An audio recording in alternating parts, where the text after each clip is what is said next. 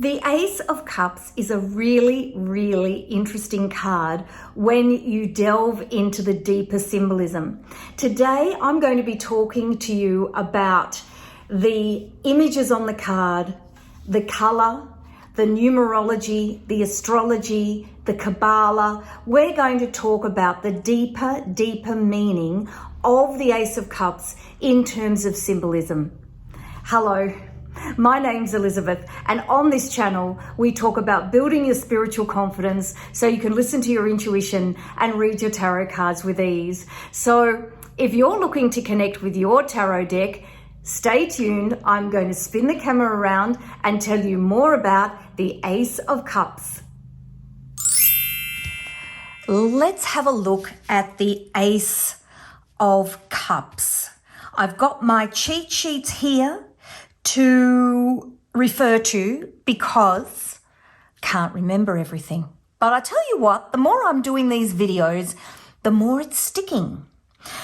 And I do have questions, some of which I've been able to answer going on massive super sleuth expeditions online where I go into all of these forums and read and hope to find the answer. And if I don't find it there, I try and find it on my shelves. And some things I've been able to answer and some things I haven't. So if I don't know the answer, I'm going to tell you, and I'm going to see whether you will leave a comment for me as to what your thoughts are, to help us all understand some of the unanswered questions about the tarot. So I love the aces, and the more I look at these aces, the more I love them, because they kind of form this structure for the whole of the minor arcana, linking back into the major arcana. So Ace of Cups, unlike the royal arcana, which don't have numbers, the Ace of Cups is actually one. It's referred to as one. If you're wondering about my cheat sheets, you can get these in my Etsy shop, and I will put a link to that down in the description box. And of course, don't forget to like, subscribe, and hit that notifications bell. And if you love me, if you really love me, join my newsletter list. Connect with yourdeck.com/newsletter, and I will send you all the goodies that I have available to all of the people as part of my community. I have lots and lots of freebies, including free training videos that have cheat sheets that go along with them. So this is the gorgeous Ace of Cups. Now, let's have a look at it in terms of the other cards in the deck. So we've got Ace of Wands. Now, if you're wondering why I'm putting things in this order, it is because the Golden Dawn used this order, and it is the order that the cards go around the astrological wheel, widdershins or anti-clockwise. Wands, cups, swords, pentacles. So we've already talked about the Ace of Wands. There is a video about the Ace of Wands, and I'm doing all the cards separately because even though the minor arcana, there's less to talk about, I still think each card deserves a video in its own right. I just think if I try and squash everything in the one video, I'm not going to talk about it properly. So Ace of Wands, you've got the hand, the white hand coming out of the cloud, the grey clouds of confusion. Remembering grey sky in the tarot consistently means confusion. So Ace of Wands coming out of the grey clouds. So white hand of purity, innocence. And if we think back to when I talked about the Fool card, just that idea of white being this purity of thought, purity of action, going out into the world without preconceived. There's no preconceived ideas. You're being offered this wand of action. Take immediate action. Ace of Cups, active emotion. You're being offered the opportunity to feel into the emotion of the situation and take action, listening to your emotions, listening to your intuition, listening to that space that is not action and perhaps is more stillness. Ace of Swords. Again, this is clarity of thought, clarity of words. This is about your thinking, taking action through thinking.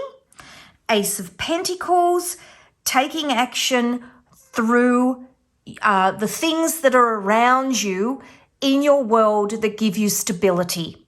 So this is about financial action, financial opportunities. So we have 4 different aspects of life. Card number 1, new beginnings. Card number 1 in the Major Arcana, the Magician. I hope you can see him. It's, when I'm talking, it's just hard to just keep that orientation onto the screen. That's better, isn't it? Because I don't want you to miss this. So, Magician. And I try to always, when I talk about the cards, because I'm a teacher, find them and show you to keep reminding you of what they are. Because I know when I was learning, I'd be reading a book and they'd be like, 2 of Pentacles this, 4 of Swords that. And I'd be like, what the hell are these cards? And I'd have to sit there with a deck beside me. All right, Magician. The Magician, the Fool, empties his knapsack onto the table. Journey of the Fool through the Major Arcana story. And on that table, he has everything that he needs to channel the energy from sky to earth. The wand, the cup, the sword, and the pentacle. The wand, the cup, the sword, and the pentacle. Card number 1. Card number 1, Wheel of Fortune. Again, you've got Aquarius, Scorpio, Leo, and Taurus. The 4 fixed signs of the zodiac. You've got Leo, which is a fire sign, which is associated with wands. You have got Taurus, which is an earth sign associated with pentacles. You've got Aquarius, which is Scorpio, which is a water sign associated with cups. And you have Aquarius, which is an air sign associated with the swords. So again, you've got them represented on the card. They are, again, new beginnings. They're starting out. They're studying. They're halfway through their journey through the Major Arcana. What am I saying? The card is 10, 1 and 0. 1 and 0 added together because in numerology we reduce to the lowest number, the lowest possible denominator, except for the highly magical numbers, which are from memory 22 and 33, but don't quote me. When I do some numerology, I'll talk to you about that because I forget what the numbers are. But Magician and Wheel of Fortune. So Wheel of Fortune reduces to 1 and Magician, of course, is card 1. So these refer back to these. So it just makes this, I just love the Rider-Waite-Smith for that. There's other things it's lacking in because of its age, but in particular, this structure of the deck is just so, so powerful. So, how do we know the order of the cards? Now, the Golden Dawn placed all of the cards onto the astrological wheel. And they did make some very subtle changes to the tarot to actually do that. We've done the wands. We're moving now into the next quadrant, which is the cups. So that's why we're talking about cups next. We'll talk about swords next, and then we'll talk about pentacles. And that is how they sit on the astrological wheel according to the Golden Dawn. Now, if you study other people, such as Aleister Crowley, he may well have some different ideas about that. I haven't studied him in depth. I will be doing some videos on his Thoth Tarot. But I do know that he has different ideas about the placement of the Fool and I think the placement of the Strength card. So there's a whole lot of other stuff to learn there. But Rider-Waite-Smith is a wonderful place to start, much to Aleister Crowley's disgust, because I know he didn't get along with Arthur Waite at all. The two of them were arch enemies. But Arthur Waite's deck makes an awful lot of sense. So I'm teaching you this one first in detail, and then we'll step away and we'll look at other decks. Because the important thing to remember about the tarot is there's actually no rules. It evolved. The tarot was a parlor game, and then it became divination, and it became another tool to help people make sense of the world. And when you think about it like that, it's then all of these mystical scholars coming together and trying to make sense of it. And it's really about choosing someone to follow to start with, to learn the tarot, to actually make sense of it as you're going out and doing your readings and doing all of that and trying to learn the meanings of the cards. We don't have to memorize all this, but gosh, it's great to know. So we are in the next quadrant, which is cups. Now you can see two little cards here. Now these cards are teeny tiny because it was the only way I could fit them on here onto a standard US letter or A4, and this sheet is available in my Etsy shop in my astrological cheat sheets. I will make sure there is a link either in the top corner of the screen or down in the comments for you to get this. So if you look here on this is just a graph showing, or a chart showing this wheel in more of a flat version. And you can see here we've done the wands, so we've gone from Cancer to Virgo. We're now doing the cups. We're going from Libra to Sagittarius. And if we look in here, you can see the Libra symbol going through to Sagittarius. Our fixed sign in here is a water sign, and it is Scorpio. And the reason that the fixed signs are on here, so you've got cardinal, fixed, mutable, and if you look here, cardinal, fixed, mutable as we go around, you can see that the fixed sign is right in the center of each quadrant, sitting here on the Wheel of Fortune. The reason that they talk about the fixed signs is because they're the signs that have the least amount of movement in their personality. Okay, so if we look here, you can see that I've written Ace of Wands, Page of Wands. The Ace of Wands rules through the princess or through the page. So if we look at these cards, you can see that the placement is like this.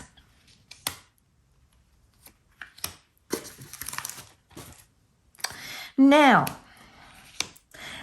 the ace rules through the page. So if we're thinking about astrological timing, there is no timing with aces or pages because they're ruling a quadrant of space, not time. So they don't sit inside the astrological wheel of life. They sit outside of it and they rule this section of space. So when you are looking at trying to use timing, if you're doing a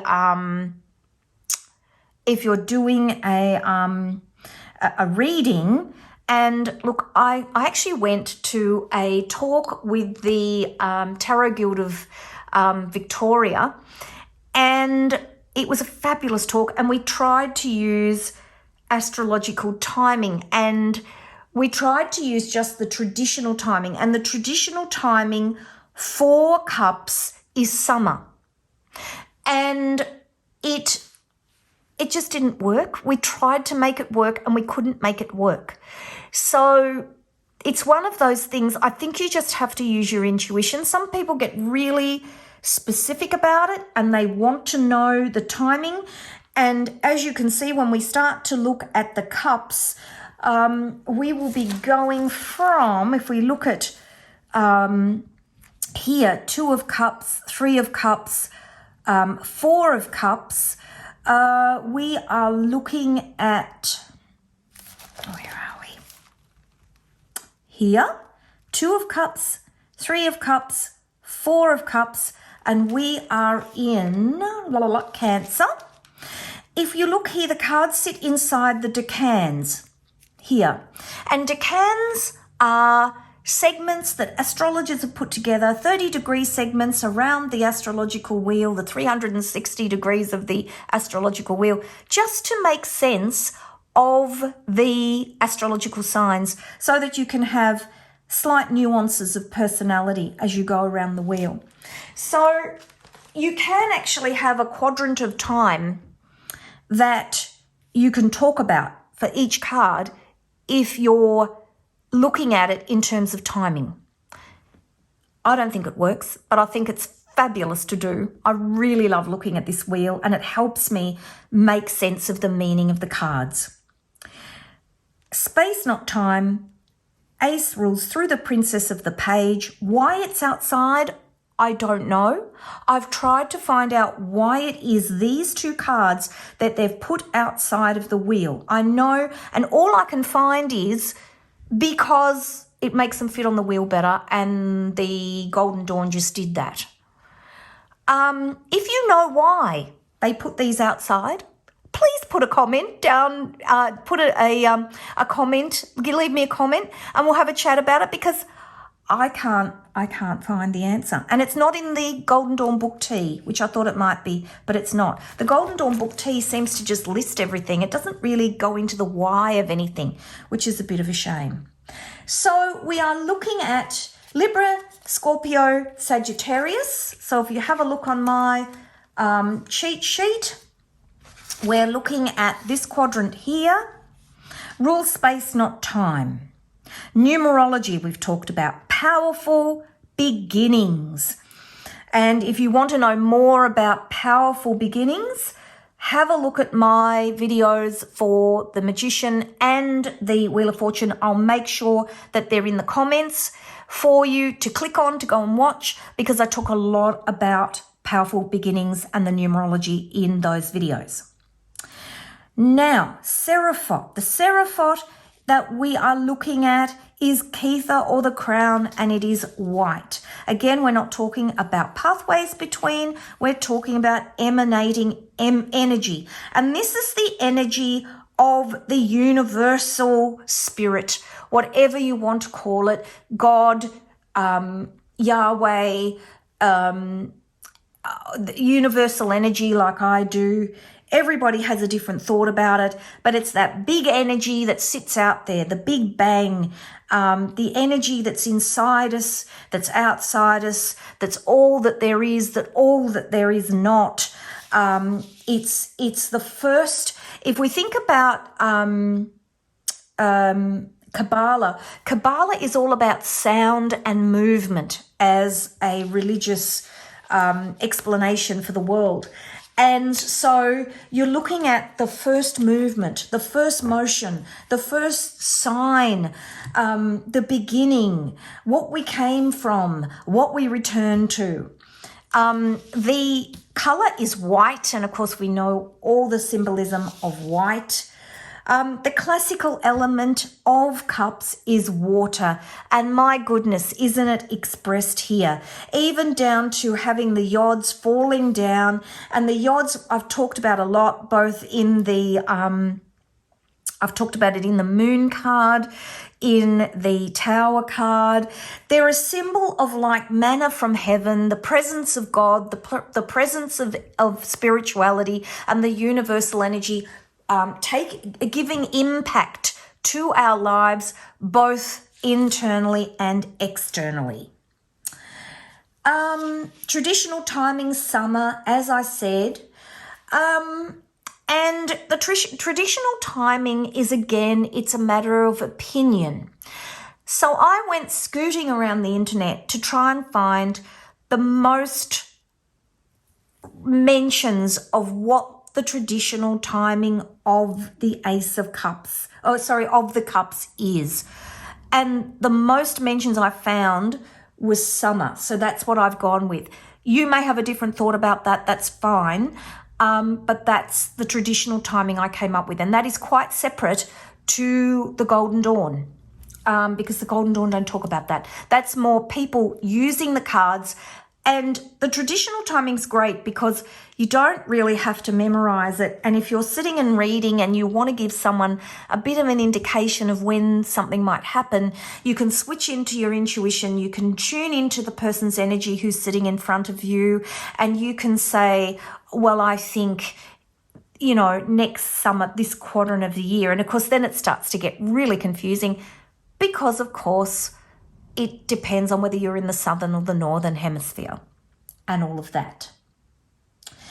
So let's look at the symbolism. There are 26 yods or 26 droplets of water here. 1, 2, 3, 4, 5, 6, 7, 8, 9, 10, 11, 12, 13, 14, 15, 16, 17, 18, 19, 20, 21, 22, 23, 24. Oh, 25. Have I missed one somewhere? Probably. But there's 26 droplets of water. Just 1, 2, 3, 4, 5, 6, 7, 8, 9, 10, 11, 12, 13, 14, 11, 12, 13, 14, 15, 16, 17, 18, 19, 20, 21, 22, 23, 24, 25, 26. Count them properly, Elizabeth. They represent the 26 letters of the alphabet. They represent our language of feelings.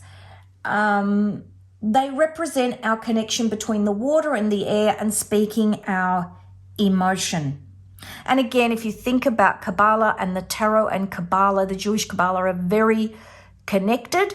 Again, it's about words and letters and sound, being connected with the universe. The letter W on the cup, and this is really debated what this means, and I went scouring everywhere to find the meaning. I even bought a really big book on the symbolism of the tarot. I can't see it on my shelves to show you.